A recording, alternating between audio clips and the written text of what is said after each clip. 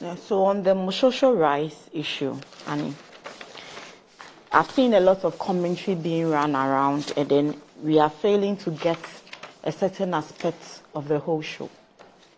That aspect is the repackaging of the rice and the country of origin that was on the new packaging. The country of origin was Ghana? Yes. On the new packaging? On the new packaging is Ghana. So you buy a product and the expiry date of the product is in December. And FDA writes to the company that they want to do so and so, and that so and so is that they want them to stop the repackaging.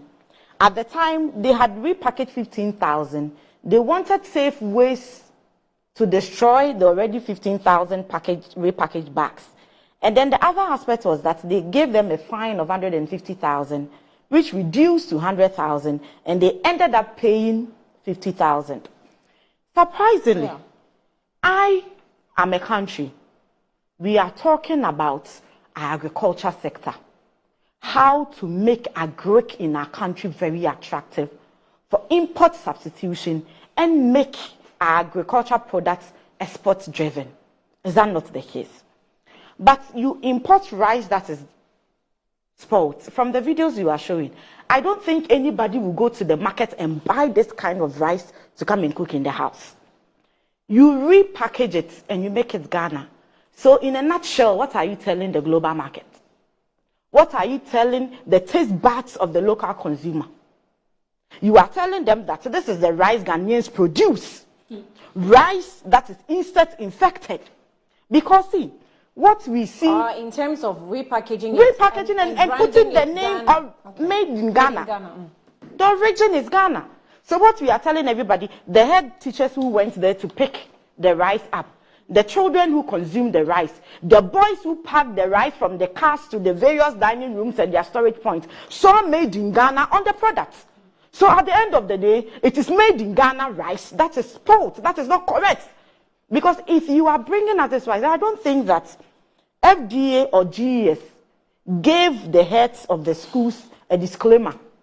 No. That this rice we are giving you, it is spoiled rice. So take this rice, consume it in a day.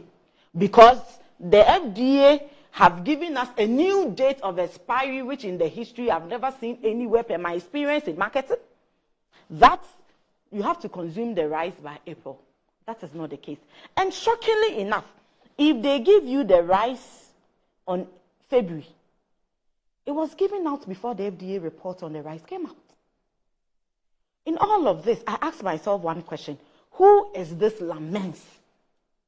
Why is Lamens bigger than the state of mind of our children? Why is Lamens? Lamens is bigger than Ghana. Why is Lamens bigger than everybody in Ghana? This contract is between Lamens and Buffer Stock Company. And shockingly for you. Which is representing Ghana. So if Lamens goes into a contract with Buffer Stock and Lamens food that it is bringing is nearing expiry, and it could not change the date or it could not do anything about it until expiry was reached before it writes that please change expiry for me. And that was not even granted in the first FDA release that came. Only for FDA to now release again because the research came out that the rice that had been presented for expiry to change was not wholesome. So there was a comprehensive FDA report that indicated that. Before FDA is now giving us another fatty acid. Yes, acidity. I mean the reports are here. Yes. I have them on my phone. Yes. And only the surprising thing is that the same Lamens. Did I hear a sentence like, when was the last time you heard of unwholesome food being served to How our many children? times? The frequency. Good. So let me get that clear. So, I was waiting for my look, Louisa. Let me just provide you information here. It was just for the generalization made. I was just trying to make a comparison. I'm just providing you that. Let me land on my submission. Lamens as a company. This is not the first time they've done that.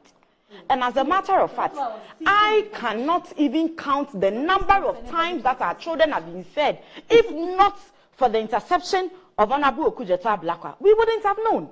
And this is the Auditor General's report from 2021. 608, it says, in contravention of Section 52 of the PFM Act 2016 at 921, we noted that supplies of 65 bags of rice in March 2021 to Pristia Huni Valley Senior High and Technical School and 5 cartons of carnation milk to Asankrega Senior High School by Lamens Ventures, the same Lamens Ventures, were found to be unwholesome at our time of audit in September, though the expiry date on the product was October 2021. And it goes on to say, the point 609. As a result, there is the risk that the items would be served to students in times of food shortage with possible health implications. Now you move on to the table beneath that page, and it shows you Lamens is not only noted for giving us unwholesome food, but shortchanging their supplies as well. So if you go through the table, what you see is shortfall in supply of food items. And they give you the number of times. The first time Lamens, it was mackerel. They reported that they've given 530 cartons. They've given 1,125 cartons, but in actual terms, they gave 530. The difference is 595 cartons that the government paid for, they didn't supply. Sardines, again, they did mackerel. Now sardines, 405 boxes, but they gave 240. The difference is 165. Lamens, again, they did tin tomato. So the expired tin tomato that was mentioned earlier that they gave them, the unwholesome tin tomato, they even shortchanged that supply. The expired? Yes. It was even shortchanged. But that one, we'll thank God for it. At the end of the day, this company is supplying us with food stuff that is unwholesome, shortchanging. We are paying for a mess. We are paying for diseases. I find it amusing. National buffer stock, if nothing at all, that is a private entity. You have given your wholesaling edifice, keeping of your items, where you keep your item, your storage points, to them to pack these unwholesome rice there for repackaging. The facilities across the country, according to FDA, it was not registered, and they have unskilled personnel working there. So at the end of the day, government in itself is performing an illegality.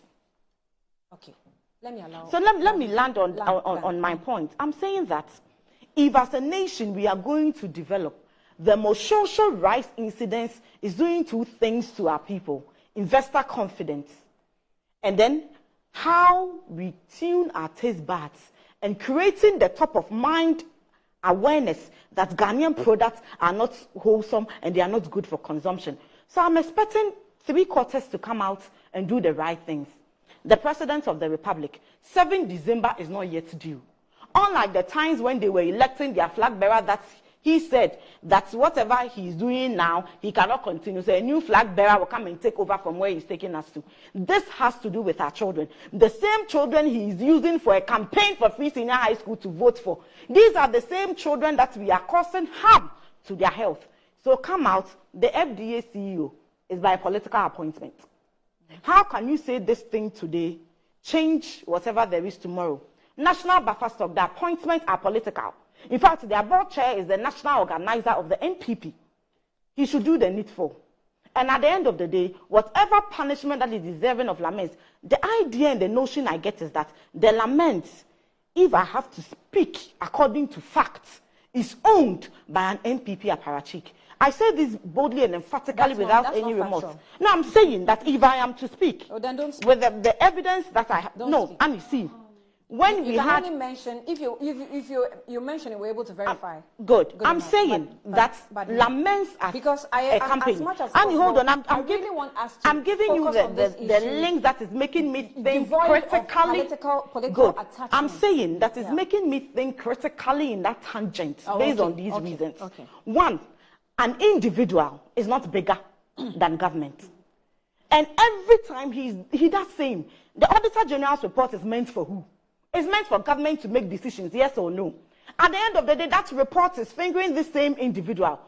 He went scot-free, and he is still distributing in 2024. This was in 2021. It means that is his modus operandi. And as evidence of the NPP government, whenever they want to do anything evil, they hide behind a certain incorporation and they do it. PDS scandal is one of that. And then we hear how there was a tape of Bamsi and then Gabriel Tredako on how they were going to share whatever there is. So if anybody says this morning that the alternative is scary, the alternative is scary for people who have created, looted, and shared for their party cronies and their family members. So the NDC's agenda to reset this country is to reset this country for the mess that has been created. The $58 million that has been sunk into the national hole. The ambulance spare parts deals that were given to a daughter who did not have the qualification enough. The PDS scandal that electricity bills were collected and we couldn't account for. Those are the things we want to reset the country against. You were landing, so it's fine.